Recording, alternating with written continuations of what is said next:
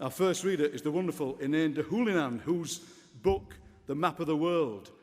There are 3 lines in it that kept coming back to me the more I read it. I thought of the nets of language, how they float past each other.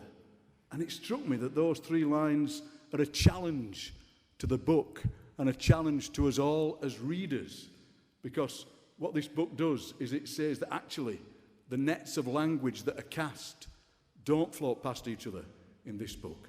The nets of language that are cast get tangled up with each other in a wonderful way, so that sometimes tangling is a bad thing. But in this book, the tangling is a fantastic thing. I was reading the book, and my 7-year-old grandson, Noah, said, "You seem to have read that book several times, Grandad." I said, "Yes, I'm doing what they call close reading." He said, "How close do you have to get?" I said, "As close as possible." And he said, "Do you sometimes have to hold it that close?" I said, "Yes, you do, so that somehow, even by holding the book close to you, the book imprints itself on your head, metaphorically, which is what we hope all these books tonight will do." Please welcome Eiléan.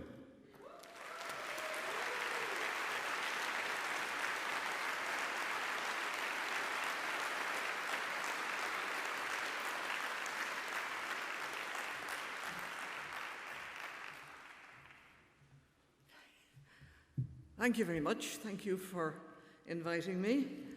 I'm glad to be reading first, because then I can listen to the other people. I'm going to read a poem which is not quite the title poem of this collection. It's called Air, the Map of the World. It was written in memory of the musician Mícheál Ó Súilleabháin, and in the songbooks of my childhood, the songs were introduced by telling you what popular air the song was to be sung to. I don't believe there is a tune called The Map of the World. The map had told us already what would happen to the peoples of the West. Long promontories hurrying them out into the salty ocean fields, roads that twisted around inlets, constantly promising a place to rest, and yet invention does not falter. Just feel the tailor's clutch of the variously woven tweeds, ready for the scissors, the tacking, the silky lining. Listen, as the echoes are twisting into a macaronic language, listen to the places we came from, their stories elbowing each other out of the way. Can you recall the dripping walls of the library, the lads who were thought to be studying grammar to prepare for Maynooth, but instead they were planning their forays across the plains of Argentina? Up comes the prophecy I heard in the train, making the slow journey from Fishguard as far as the junction, when the big woman with red hair in the green and white dress with a gold belt and red shoes told us over and over, "They don't come back from America, they comes back from England, not America. They never comes back." And along the carriage, a man was playing an accordion. The cards were slapped down on suitcases.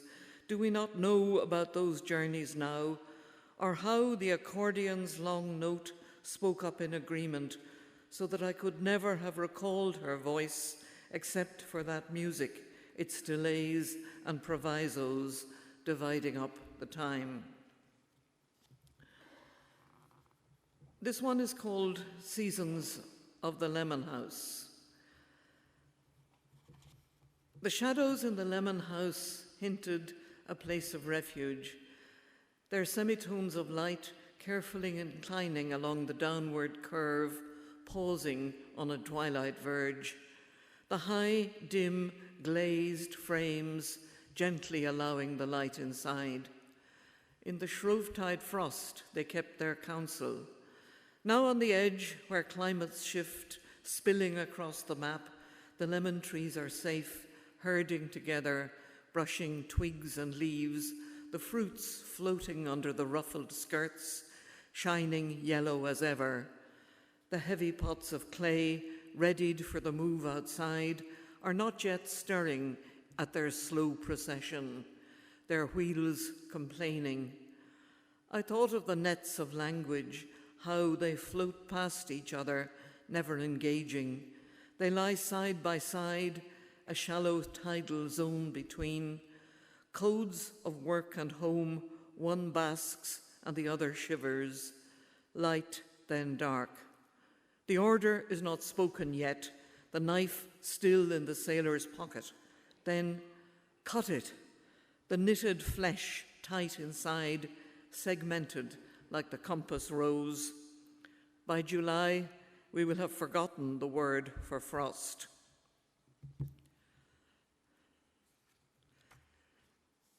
And I'm going to read two more poems, and it's worth saying, I suppose, that both of them were written and published in 2021, so they don't actually belong to the dreadful things that are happening in the world at the moment,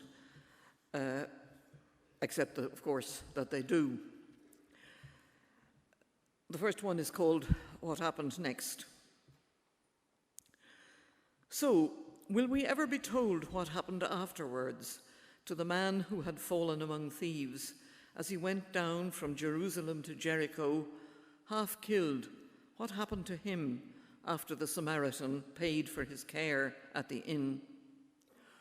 Or what became of the women in Naples in 1944 who sold rough sex to soldiers in public for food, their faces never changing as they took it? How can I even ask? Who would I ask?